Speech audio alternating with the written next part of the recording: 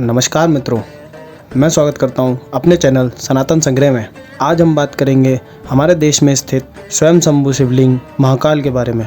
देश के अलग अलग भागों में स्थित भगवान शिव के 12 ज्योतिर्लिंग में से एक महाकालेश्वर एक प्रमुख ज्योतिर्लिंग है। इन्हें द्वादश ज्योतिर्लिंग में से एक कहा जाता है। इस ज्योतिर्लिंग के दर्शन, पूजन, आराधना से भक्तों के जन्म जन्मांतर के सारे पाप समाप्त हो जाते हैं। वह भगवान शिव की कृपा के पात्र बनते हैं। ये परम पवित्र ज्योतिर्लिंग मध्य प्रदेश के उज्जैन नगर में है। मुख्य सलीला शिप्रा नदी के तट पर स्थित उज्जैन प्राचीन काल में उज्जैनी के नाम से विख्यात था।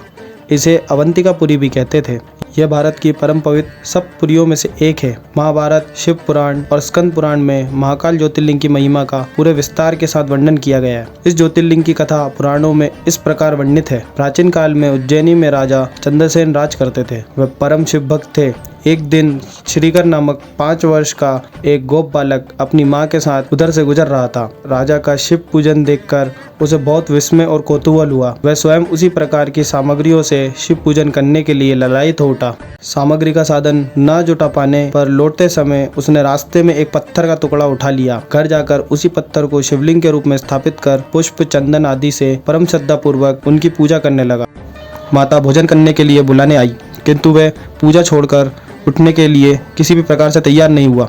अंत में माता ने जलाकर पत्थर का वह टुकड़ा उठाकर दूर फेंक दिया। इससे दुखी होकर वह बालक जोर जोर से भगवान शिव को पुकारता हुआ रोने लगा और अंततः रोते रोते बेहोश होकर वहीं गिर पड़ा। बालक की अपने प्रति ये भक्ति और प्रेम देखकर भोलेनाथ भगवान शिव अत्यंत प्रसन्न हुए। बालक ने जैसे ही होश में आकर अपने नेत्र खोले तो उसने देखा कि उसके सामने एक बहुत ही भव्य और अति विशाल स्वर्ण रत्नों से बना हुआ मंदिर खड़ा है। उस मंदिर के अंदर बहुत ही प्रकाशपूर्ण, भास्वर, तेजस्वी ज्योतिर्लिंग खड़ा है। बच्चा प्रसन्नता और आनंद से विभोर होकर भगवान शिव की स्तुति करने लगा। माता को जब यह समाचार मिला तब दौड़कर उसने अपने प्यारे लाल को गले लगा लिया। पीछे राजा चंद्रसेन ने भी वहां पहुंचकर उस बच्चे की भक्ति और सिद्धि की बड़ी सराहना की। धीरे धीरे यह बात बड़ी हो गई और वहां भीड़ जुटने लग गई। इतने में उस स्थान पर हनुमान जी प्रकट हुए। उन्होंने कहा, मनुष्यों, भगवान शंकर शीघ्र फल देने वाले देवताओं में सर्वप्रथम है। इस बालक की भक्ति से प्रसन्न होकर उन्होंने उसे ऐसा फल प्रदान किया है जो बड़े बड़े ऋषि मुनि करोड़ों जन्मों की तपस्या से भी प्राप्त नहीं कर सकते। इस गोप बालक की 8वीं पीढ़ी में धर्मात्मा नंद गोप का जन्म होगा। द्वापर युग में भगवान विष्णु कृष्ण अवतार लेकर उनके यहाँ तरह तरह की लीलाएं करेंगे।